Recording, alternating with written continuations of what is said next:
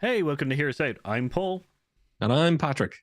and tonight we're going to be talking about which just did well. We're going to be talking about the Oscars and how they No slaps, Paul. went. Huh? We're not going to be talking about slaps of any kind. Nope, no slaps. Which is, but we'll also be talking about specifically about everything, everywhere, all at once, and it's essentially like not like absolute amazing kind of a run of the Oscars and all its wins and stuff. Did it deserve each and every one of those Oscars? Which is we'll talk about that today. Yeah. And I think anybody who's watched any of our previous videos already knows where I fall on. Finally, Paul, I have video evidence. You know, people are always like, oh, I liked it before anyone else. Our video history on Everything Everywhere All at Once is me bringing it to the channel going, there's a film coming out that I'm really excited to see. And I hope more than like 3 people see it. Irony. I did. That was a weird thing to think back then, considering it's now Oscar winning in every category it nearly entered. But then it was all the way to watching it and going, please, people go and see this. To then, hey, people are liking this, more people are seeing it, then talking about it, how well it was doing financially. It popped up an awful lot on our channel in the last year. So it's a weird crescendo that we got to the Oscars, and yay, a sci-fi film, because my heart of hearts, this is still, it's proper science fiction. Sci-fi film done good at the Oscars. So love it or hate it, folks. At least it represents progress there from my point of view. Like this is you're opening up about this movie it's just a timeline of a fan essentially going like, oh, I can't wait, yay, I really enjoyed it, I really think other people like, look lads, it's really good, I don't understand why people aren't going to see it. Loads of people are going to see it. I'm really happy about this. Paul, you haven't seen it yet? Yes, I know.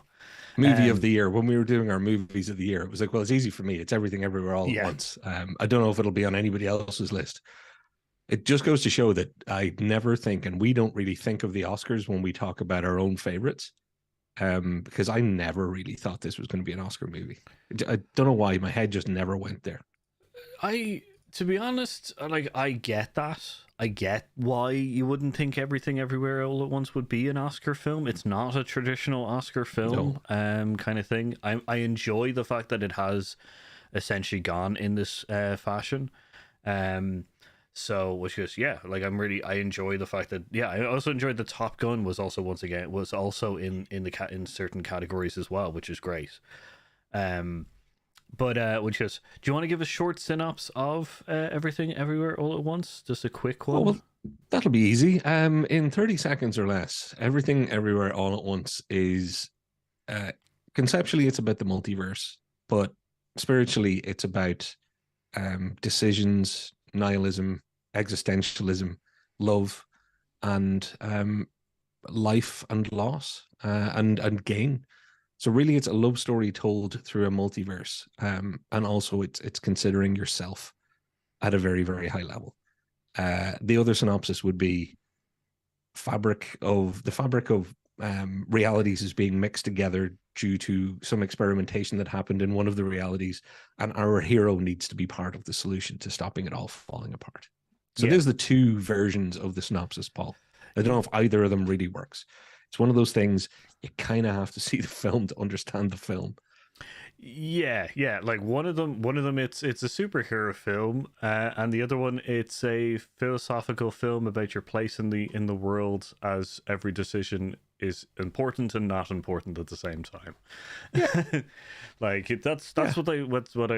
fascinated me most about the entire film when I did watch it. I watched it today, so I actually watched it after the Oscars, and obviously, which Patrick has watched it before the Oscars. So it means, which is awesome, because I have no idea what Paul thinks of the movie, and I'm going to find out now. And I thought, Paul, you'd gotten around to seeing it before now, and I parked that under we talked about it because there's been so much talk about it.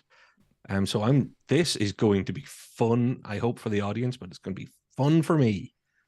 Yeah, it'll be. We'll have an interesting discussion about a lot of kind of areas, which is, the cast is also fantastic. The cast is currently on screen as well, which is with some fingers, if you'll know what I mean. We'll try to keep it spoiler light Spoiler light. as much as Spoiler possible. light. I'm going to say Yeah. spoiler light and not no spoilers.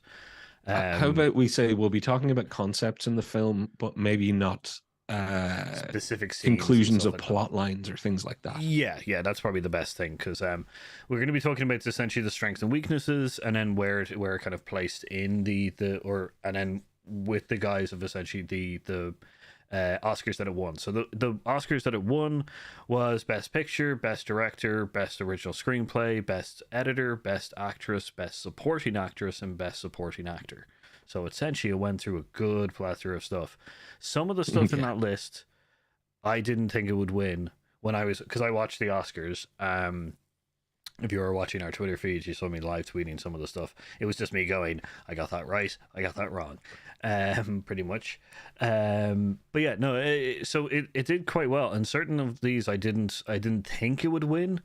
But now seeing the film, certain ones that I think that it wasn't going to win, and it did. I was just like, now I get that. I get that very much, kind of thing. So. We'll go on to I guess strengths and weaknesses in the guise of all of these things.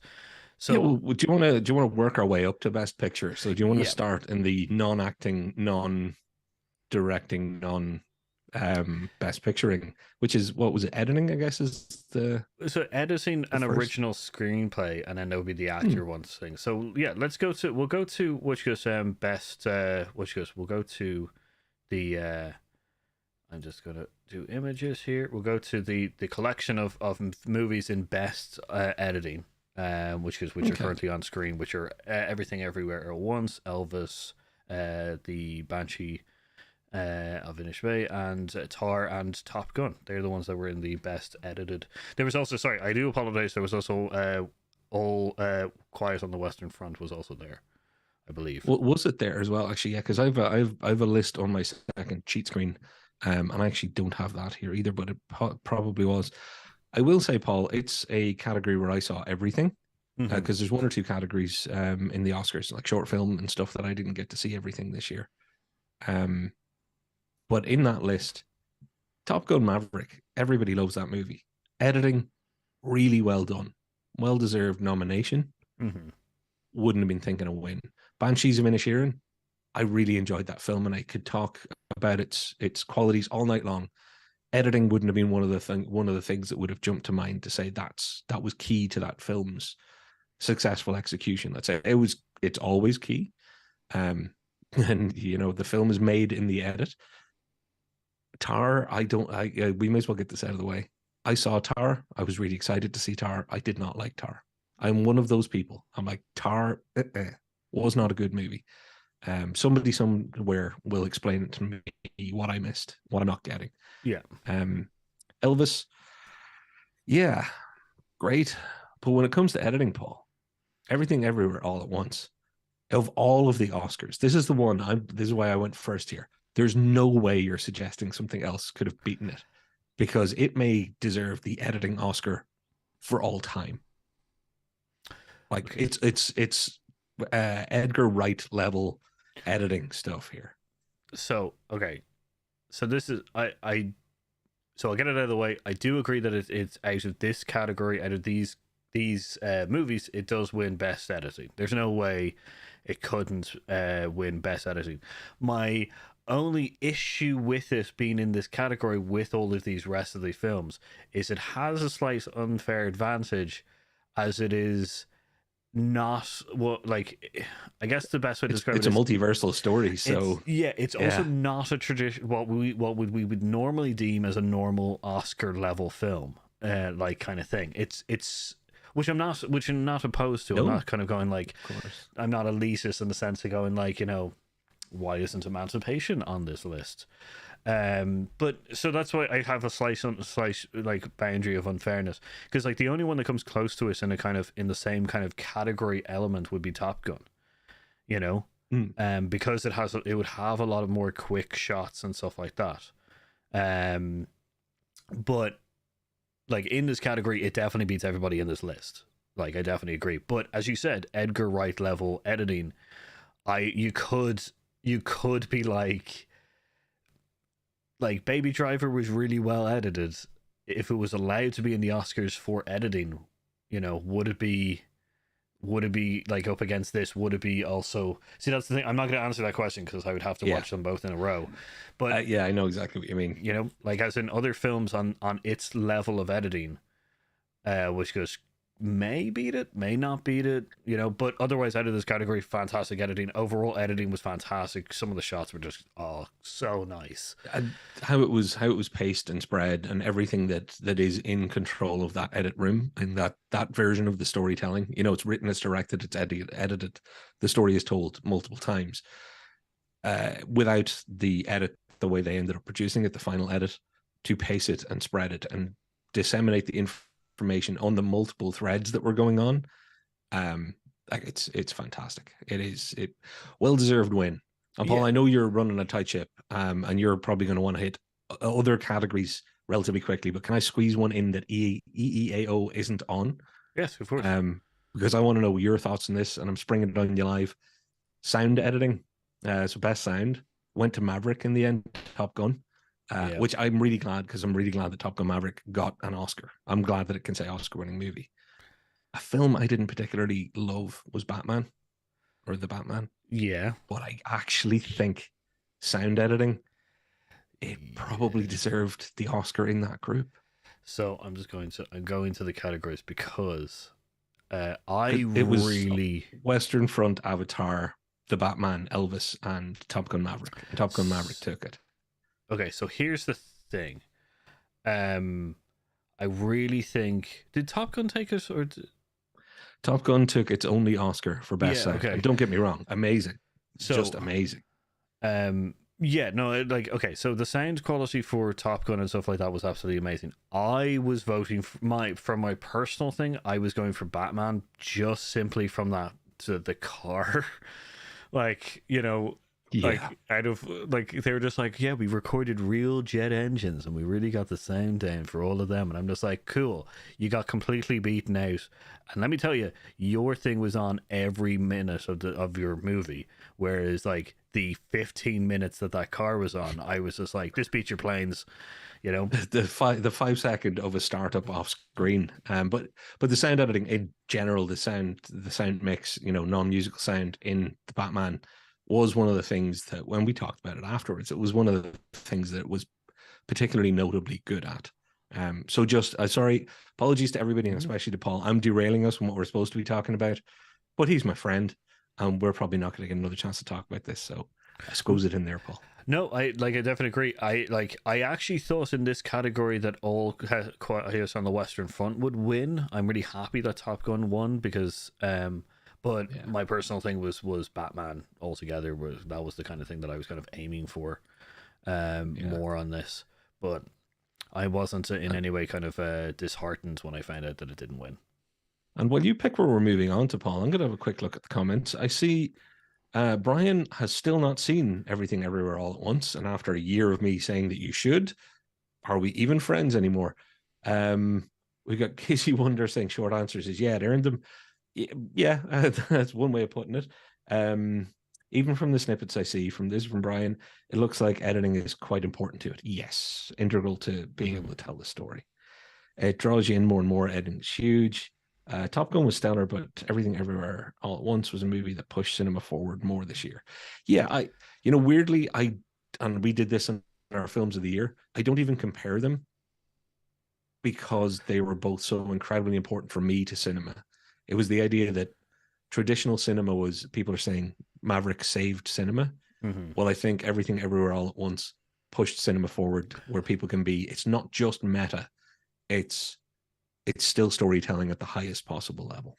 Yeah, like I definitely agree on that. That's the thing. I would definitely agree that Top Gun, like they even said it, Jimmy Kimmel even said it at the top of the Oscars. He was just like, Top Gun was the film that got us back into the cinema. And I agree with that statement completely.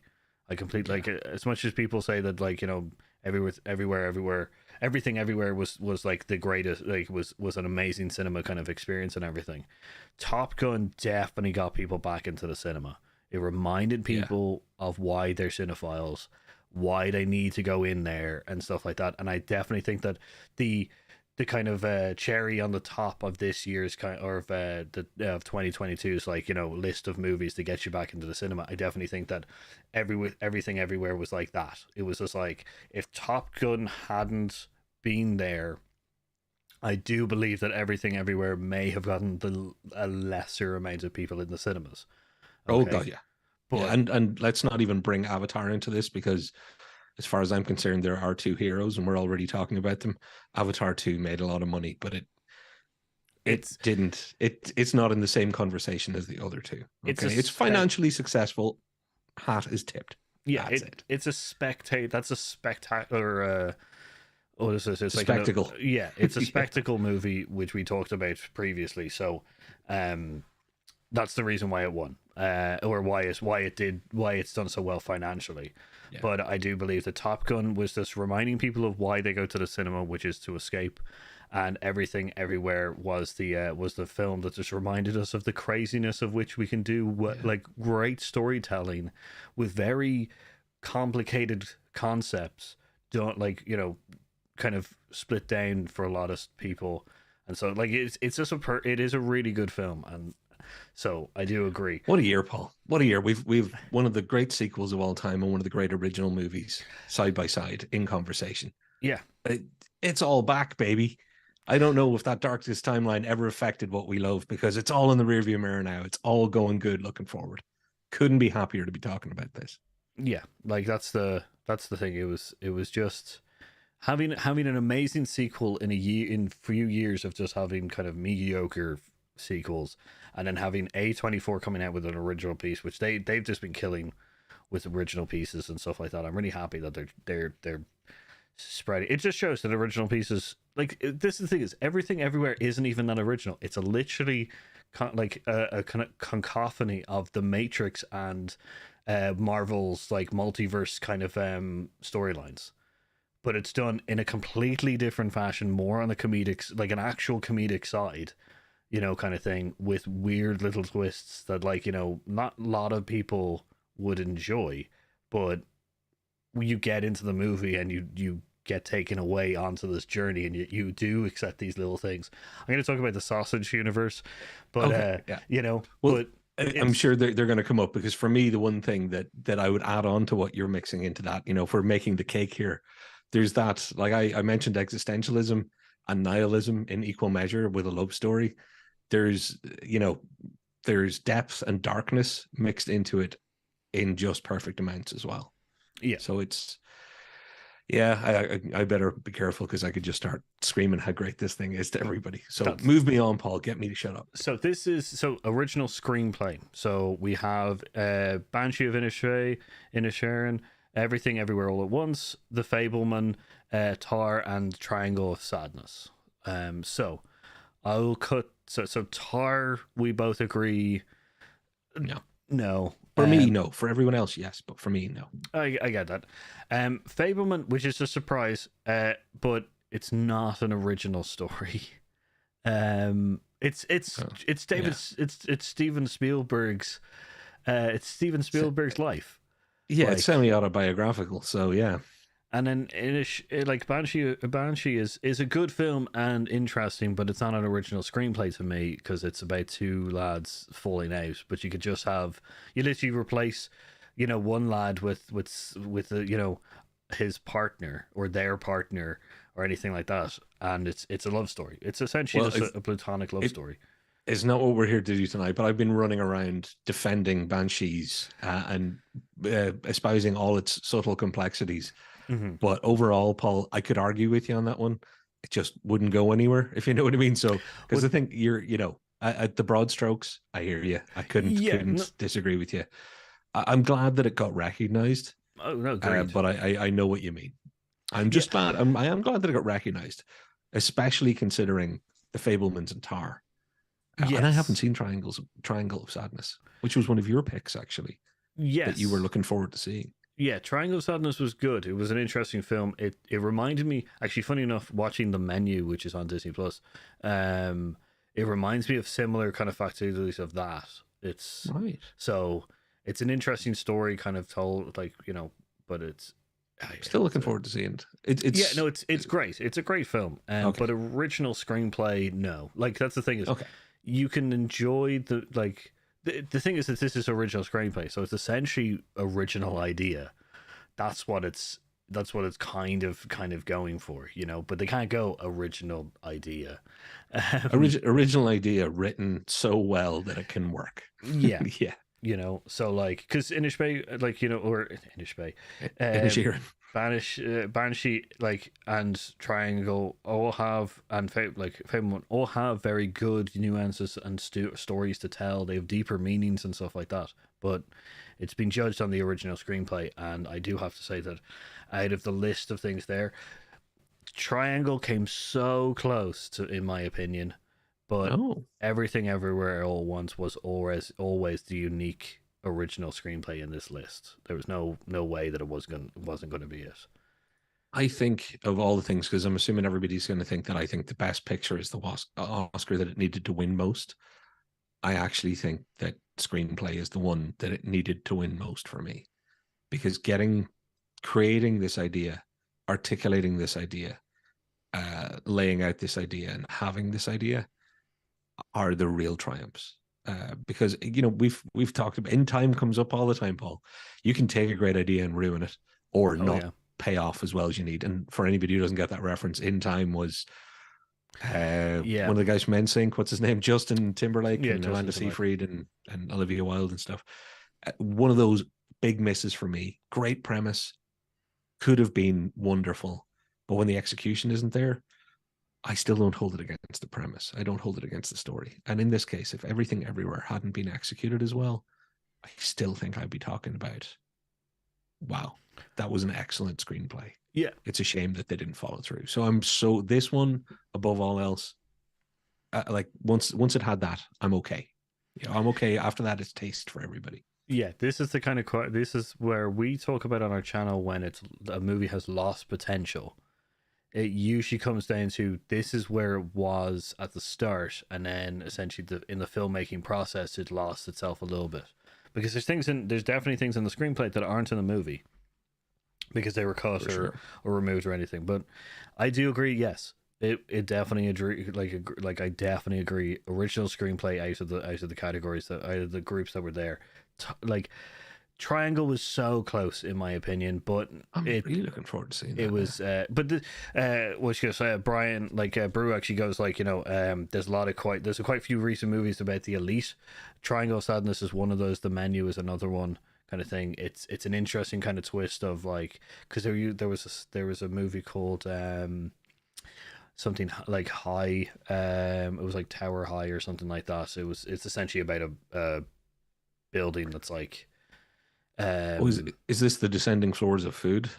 No, it's more about it's a big huge building that has, like, you know, it's essentially a city block kind of thing where loads of people live and they all have great lives at the top and stuff. Very similar to, probably, I think that's called The Descent. The one that I'm thinking of, yeah, possibly. Platform. Yeah. I think it might be Platform. I still have to see that. Sorry, tangent live on air, folks. This is what happens. Me and Paul don't get to talk for a week. Yeah, exactly. So yeah, I agree. Original screenplay definitely got it there. I'm gonna go on to the one that I'm gonna go on to the one that I'm gonna argue against a lot more. Ooh, good. Kind of thing, because I think it's time to kind of to spice this up. Go against the kind of go against the list. I might just hang up on you, Paul. You might be doing the rest of this episode on your own. So this is which is the best supporting actress category. Okay. Yeah. I still don't know where this was gonna go. Probably not the most controversial thing. Angela Bassett for Black Panther. I'm gonna get these names. Hong Chau for The Whale. Kerry Corden for The Banshee, Jamie Lee Curtis for Everything Everywhere, and Stephanie Shu.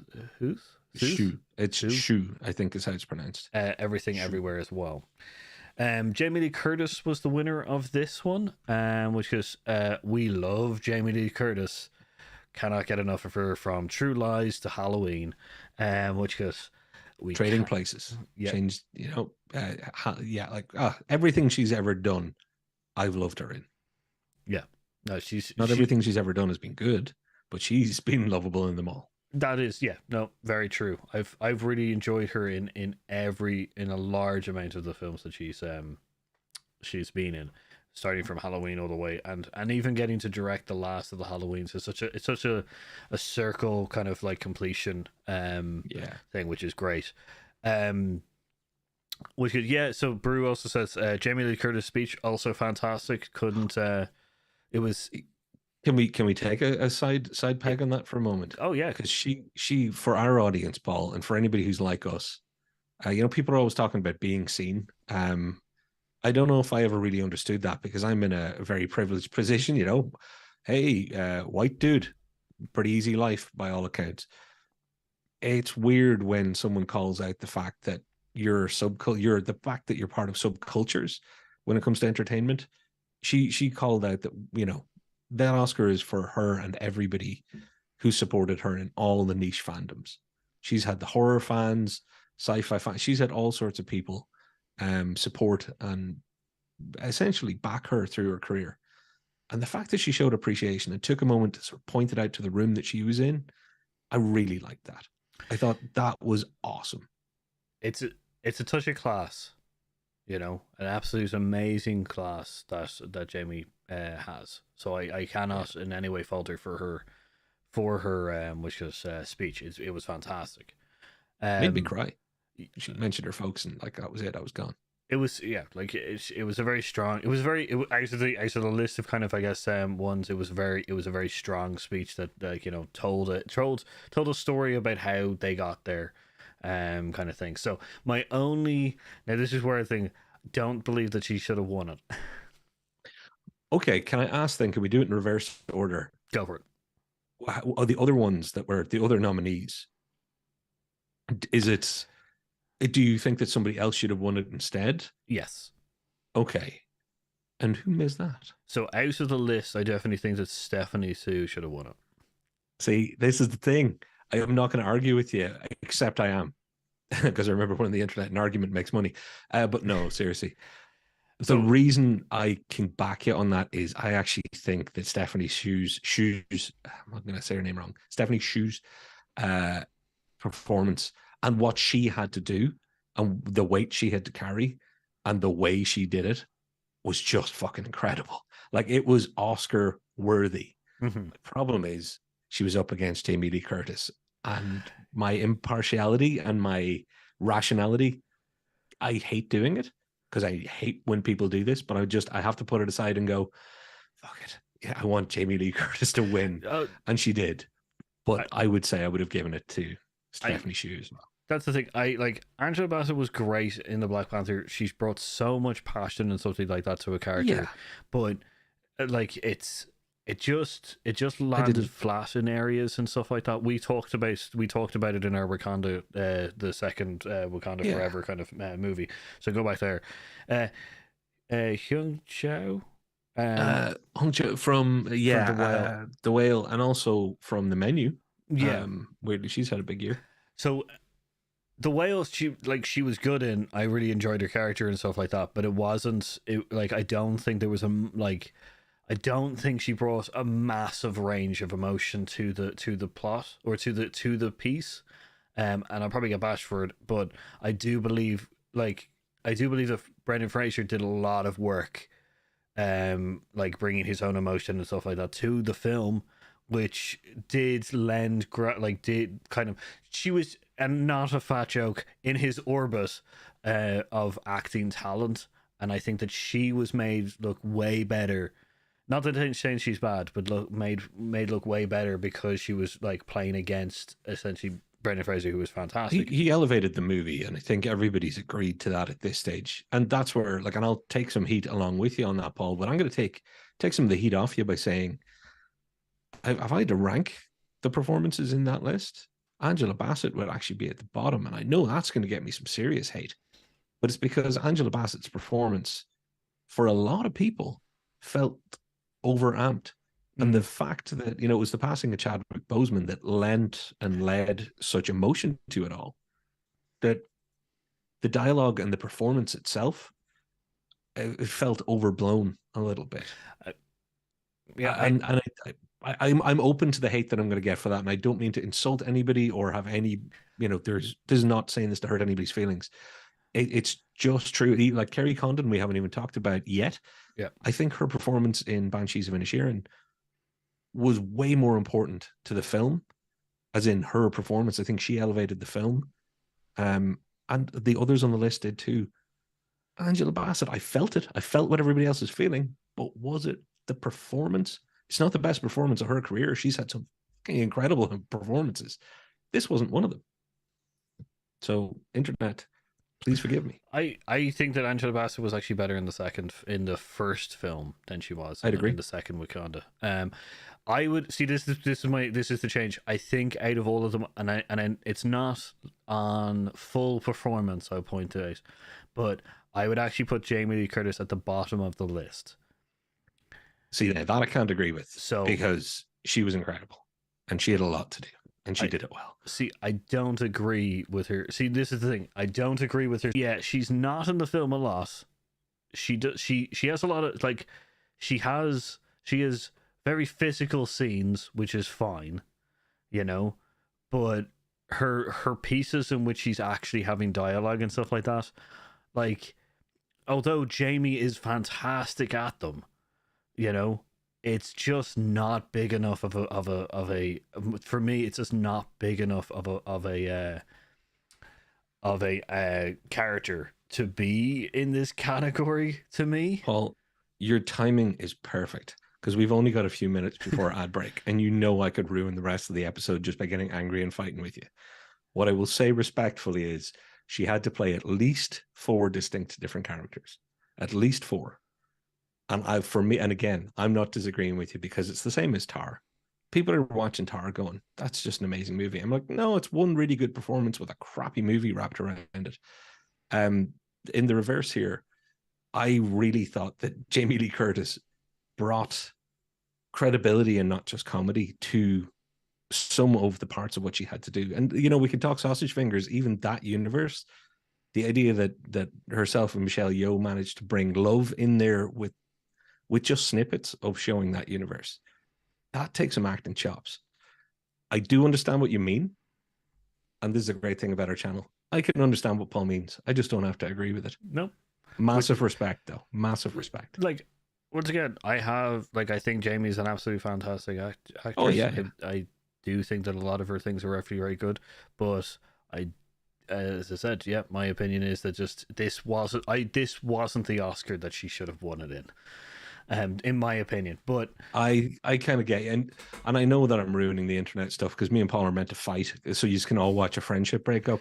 We don't really do that because I get where we completely disagree on a few things. Unfortunately for all of you, we agree on so many bloody things that it's not even funny. Yeah. But when we disagree, it tends to be on a level of understanding where our difference is. Yeah. And I think this is one of those things. I could well be being clouded by the movie somewhat, for all I know, so I have to take that into account. But I think in this case, just on performance alone, there's somebody else in the category that would have won for me. Same for you, but it sounds like there's a few others. No, let me point out. There's no one else ahead of Jamie Lee. That's the only thing.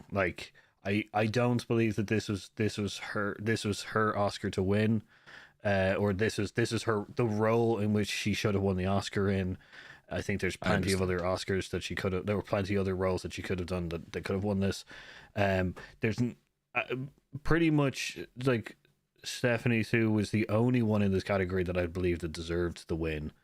And she played the daughter, and she had such a bigger. I know we'll have to run off, but I think that her emotional range within the film was so much more wider, and she had a hell of a part to play. Yeah, and I think as a supporting actress, she was a very big part of the support, kind of thing. But as I said, I'm not in any way. There's no kind of see. This the thing is, Everything Everywhere All at Once deserves to win the best supporting actress Like, it The, deserves the to wrong win it. person won, but Yeah, for my heart, the right person also won. So yeah, that's the we're all thing. winners here. Yeah, I think that's the thing is, as in, I'm happy that Jamie won. Like, I'm happy that Everything Everywhere All at Once was the recipient of this one as well.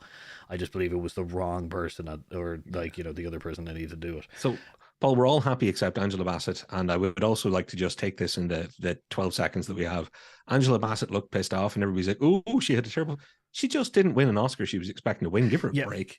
Everybody can go F themselves. They haven't sat in that seat.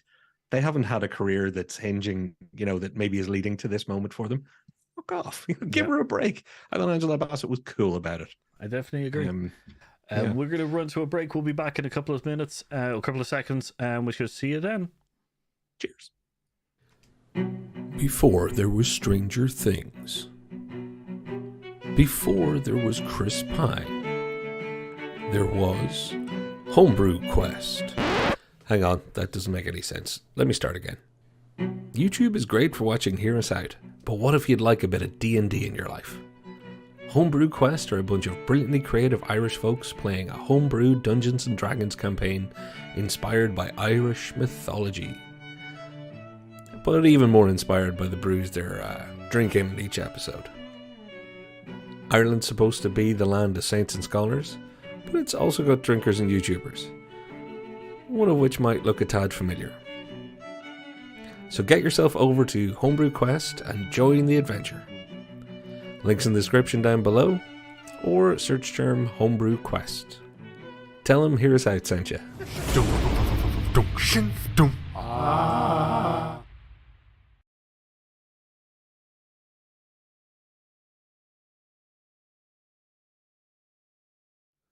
And we're back. How's it going, everybody? So, we were just talking about essentially the best supporting actress role. We are in agreement and disagreement in the sense of Jamie definitely deserves to win best actor, best supporting actress. But, maybe not in this role. And. Yeah. But we're happy that there's no kind of animosity or anything. One of the speeches of the night in a night, I can't remember an Oscars with this many good speeches, by the way. So let's just get that out there, because we're going to have to say what a speech at least 2 more times, if not 3 more times. That's really good. Yeah, that's the thing. So we'll move on to best supporting actor. Which is this is both me and your favorites time kind of thing, I gotta say. I don't know how to express how happy I am. Even just talking about it. Oh, yay. Just fucking yay. Dude. Yay.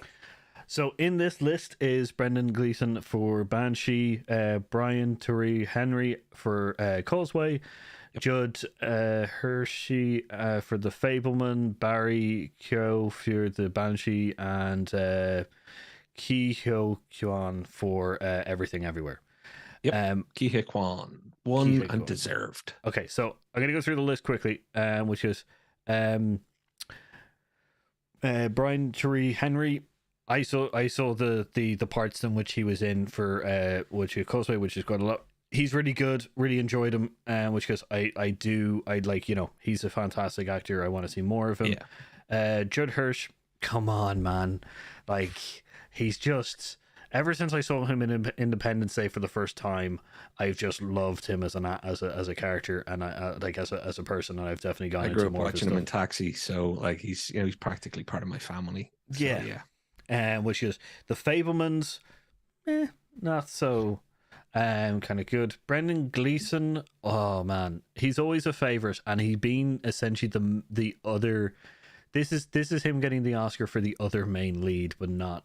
They only have to have one lead kind of thing. That's the thing. Was he supporting actor or was he co-lead with Farrell? Because that's why I would have been like, Barry Keoghan deserves to win in the Banshees thing for supporting actor, because it's unfair to have either of the others be up against him. Yeah, that's my thing. Barry Keoghan was very good. I really enjoyed him in which could Banshee. He was a great character, great supporting elements to kind of round out other plots and stuff, which was great. He played it like a champ. I have to say, he managed to pull what was a smaller role, but had a lot of tragic emotion to it. I thought he really played it well. Like that was a star turn for me. We're going to see him again. Yeah, like that's the thing. We've seen him already in. He wasn't. This is the thing. He's in the Eternals. Oh, he is. Yeah, Yeah. So like, we will probably see him in the Marvel universe. But ever since the Eternals, I've seen an explosion of him being in other films and stuff like that. So I do believe that because he was the only one in the Eternals that was kind of against the grain, I guess would be he's not the traditional hero kind of character. He went off and did his own thing kind of thing. I enjoyed it. I think it's a category where we're going to see a couple of names in it again and again and again. I think Brian Tyree Henry and Barry Keoghan, if they keep getting good parts, they're going to be people that we're talking about regularly in the Oscars, because I think they've both got it. Yeah. Whatever it is, they've got it, as the old saying goes. I don't know what it is, but he's got it. Yeah, agreed. He's got moxie. But the winner of this category was, of course, Kwan. So when I can't, as a supporting actor in this film, he was great. Like with everything everywhere, like with all the other ones kind of stacked up against him, he played multiple roles, multiple characters, had to change his had to change his personality depending on that. He would like and so quick. The snap changes and stuff like that for the character was great. And he brought as much emotional range. Thank God you said it. To go against essentially the daughter, like the mother-daughter part of the story, which was great. There was in no way laxing in emotional plot for this character, which was amazing, I have to say. I think, anybody who watches the movie and doesn't recognize his performance as being Oscar worthy is missing some emotional chip, because people play anger and love and loss and despair and all sorts of things and win Oscars for it. He played a whole range of emotions for a range of characters, but I haven't seen anybody play honest vulnerability like he did in multiple characters. Even his, and I'm avoiding plot lines, but let's say even the stronger of the characters that he had to play, he had genuine emotional vulnerability that, the film would not and could not have worked without him. Nope, I cannot think of anybody else who's had a performance like that for decades. It's a singular performance. I don't know if I've ever felt a kinship of vulnerability with an on-screen character like that. I guess yeah.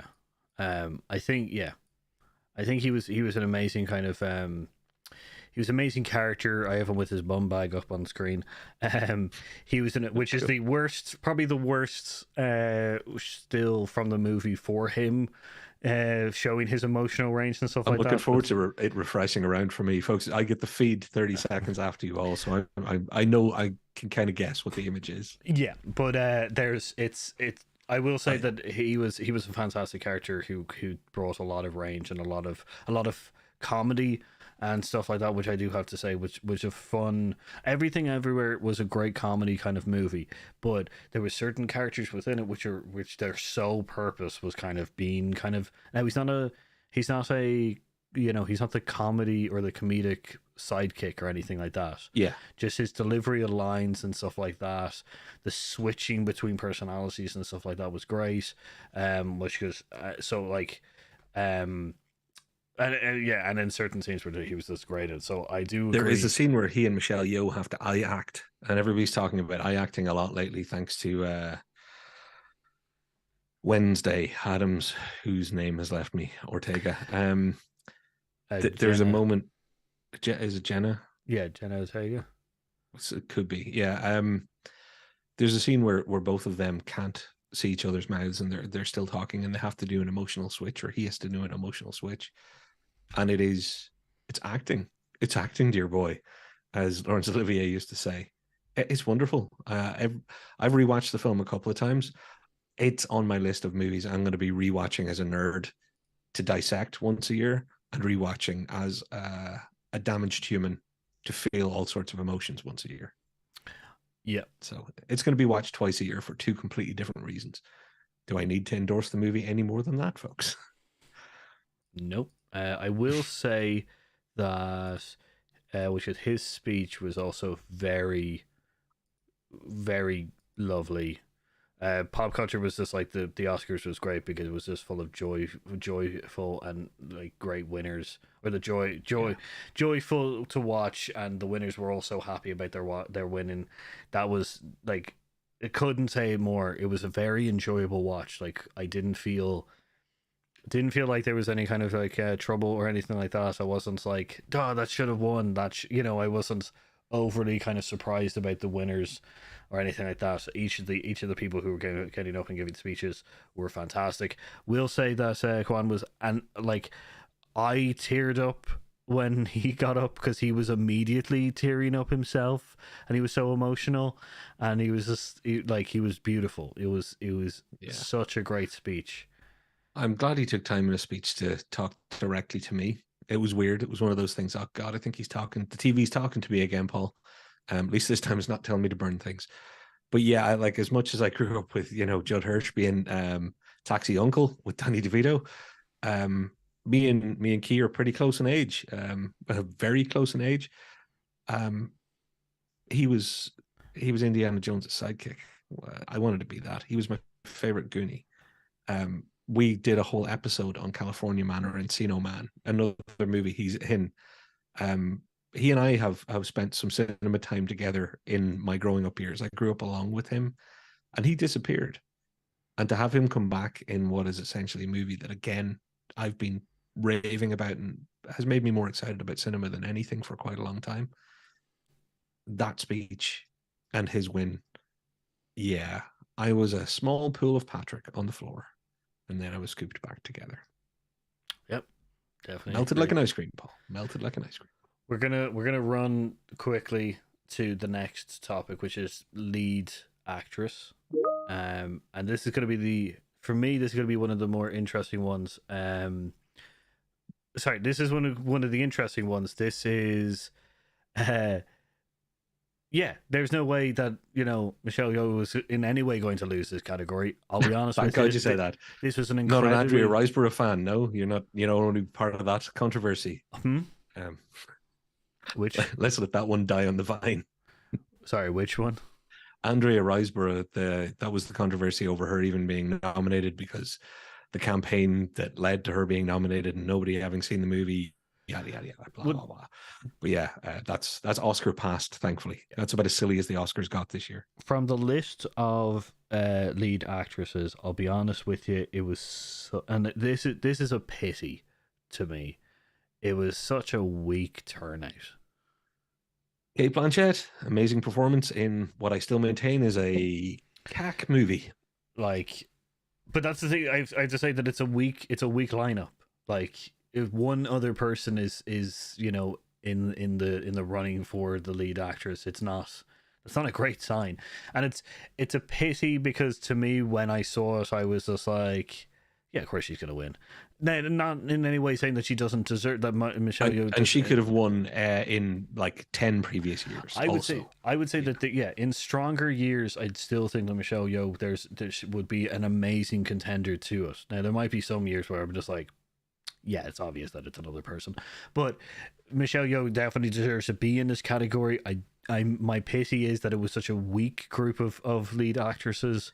I understand what you mean. Like, which is a pity, because we've had some great years of very strong lead actresses and it's just a pity that this year there wasn't. It's funny that I'm more talking about the supporting actresses being like amazing, and like, and then in this one I'm just like, there was two that I could definitely feel like were great, right. Well, and I suppose to give Michelle Yeoh her moment, though, her speech, again, like I say, her speech was pitch perfect and absolute. It was perfection, I think. But her performance, similarly, I think it was perfection.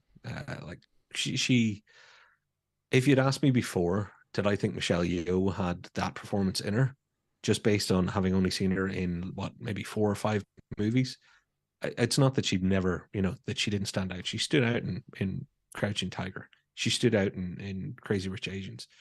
Did she stand out in Goldeneye? I don't know, but I know I saw her in that.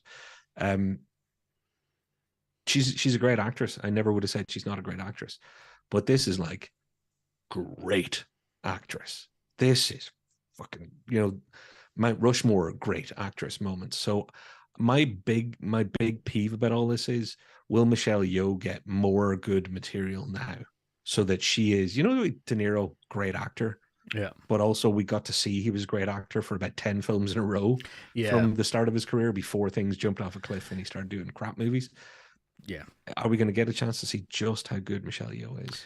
I hope so, because she was fabulous in this. I'm really hoping so. I'm really hoping that she'll be introduced to more projects and stuff like that. That'll show her creative range in emotion and action and everything. So I do believe that we'll see more of her, and it's well deserved in this category. So can't say anymore. I'm going to skip one of these things because I think the one that we're going to talk about now will obviously tell you our feelings about the other. And that is where you're going to go to Best Picture. What are we skipping? Best Director. Oh yeah. Well, I think we can wrap them both together because the Daniels are part of why this is Best Picture. That's the thing. That's why I'm like we're running out of we're not running out of time, but we're getting to time, and which is, I do believe that these are the two that we could probably kind of group together, mash the bests. Which is, so the lineup of Best Picture was a good one this year, I will say, in certain respects. Which is, we had All Quiet on the Western Front, Avatar, Banshee, Elvis, Everything Everywhere, The Fables, Tar, Top Gun, Triangle Sadness, and Women Talking. So it's the list of the films. All great films. A large group of films this year. Which goes. Yeah, they went up to the 10 a few years ago, and it still feels weird to me, but I'm kind of glad it's there. Yes, I do think that it has a wider kind of it allows for a wider kind of I guess spread. That's trying to get to but yeah, so did Everything Everywhere All at Once deserve the Oscar for Best Picture of 2023? Well, I've talked enough, Paul, so I'll just say yes and leave the rest of the episode to you. Good night. Well, here's the thing. So let's go through them. Triangle Sadness, don't believe that it should have won, that's just the way it was. Which goes, Women Talking, I sadly did not get to see, so I will not comment on it. Tar, I didn't get to see, but from what I've been seeing similar actions of what you've been talking about. The Fabelmans, listen, I'm a Steven Spielberg fan as much as the rest of them and stuff like that, but I don't think that it's the best. It's the best film. Which Elvis, too long. It was. I believe that it was a good film. I don't think it was best. Banshee, Avatar, All Quiet, and Top Gun, which were the top contenders for this. Avatar? Really? See, Best Picture? Well, I guess this is the thing. Avatar in the sense of financially, I guess, for Best Picture. But All Quiet on the Western Front, I thought was very good. I had a little problem with its winning of the screenplay for adaptation because I've read the book and the movie wasn't, I don't believe, as accurate as it could have been. Which is Top Gun. Top Gun, actually, okay, here's the thing. Banshee, great film, really loved it. But I do believe that my top two picks were Top Gun and Everything Everywhere. I thought that All Quiet on the Western Place could have won this Best Picture thing because it'd been going through a lot of the items and stuff.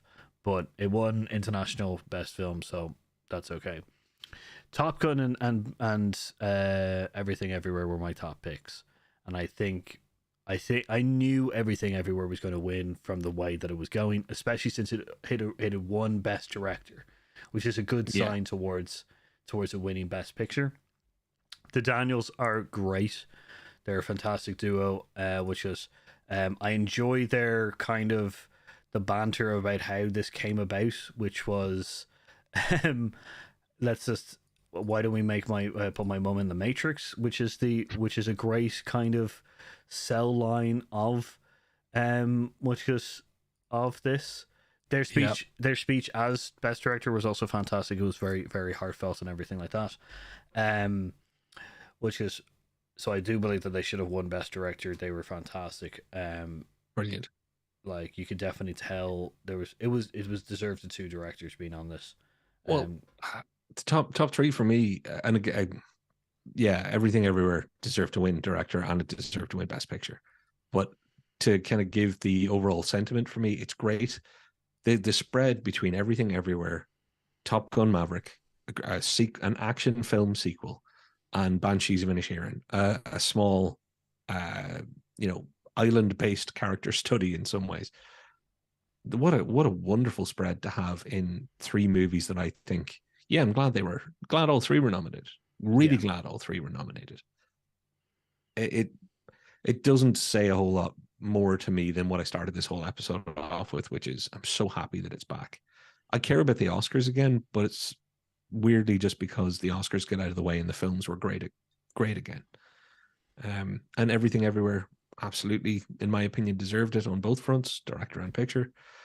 And I'm just glad that there's other good stuff we're not Oscar film competing against Oscar film, Oscar film. Yeah.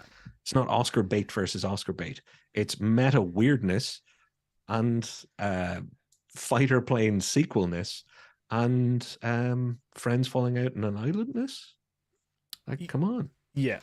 This is where I cannot the phrase Oscar bait had been annoying me for so long that I'm really glad that we can now be just like, well, these aren't like the top. Some of our top picks for the winning of Best Picture for this year are not Oscar bait films.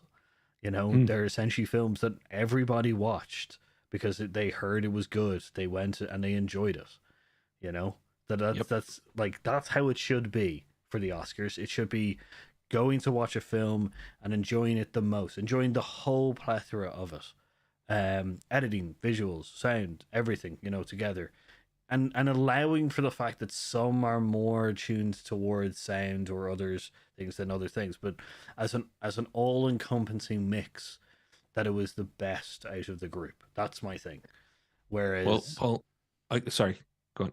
Whereas Oscar bait films seem like they're intentionally built to win Oscars, which is just not great. This was best Top Gun, Banshee, and Everything Everywhere were just films that were just built to be good films, and this is where we got three of them up on the Oscars, which was, and they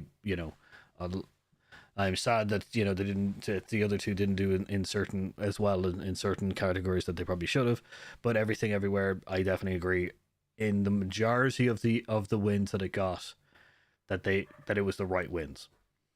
It is a mantra on this channel for me that every time we talk about any topic, be it sequels or action movies or comic book movies or tropes or whatever it is, I always say the same thing. It doesn't matter if it's sequel, it doesn't matter if it's about comic books or if it's about real life or documentary.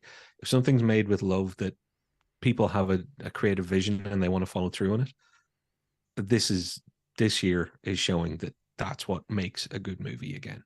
I'd say Tar is Oscar bait, but the idea that simple mantra of do you have a creative idea that you are passionate about bringing to life, that creates quality, and it has. I would like to quickly segue and say thank you, Will Smith, because you've actually done something great for the Oscars. This year, the Oscars went back to basics, left it about the movies, and the movies pulled through for the Oscars. So they should probably send him a thank you note for giving them a nice refreshing slap to have to put in their rearview mirror so that they go back to focusing not on the BS and the red carpets and the farting around, but actually going, hey, people are doing great things. Let's watch these great things. Yeah, I do agree. I do agree that they brought it back to basics, and I do believe that the controversies that were happening last time was one of the causes of it. So, in conclusion, Everything Everywhere, if you haven't seen it, go watch it. It's a very fun, enjoyable movie that has a very good encompassing kind of which is story, emotional, everything, editing, like it was a fantastic mix of all the Oscars that it won, and so I agree. As I said, one of them is a little bit of a disagreement, but still happy that it was the winner of overall. So which is yeah. So thanks very much for watching. Like, subscribe, ring that notification bell, all the kind of YouTube stuff. We'll be back next week. Do you have anything else to add? No, it's on that note that I think I'll start the walkout with. I've been Patrick. And I've been Paul. And we've been Hear Us Out.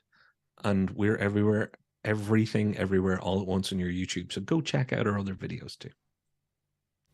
Nice. All right, guys.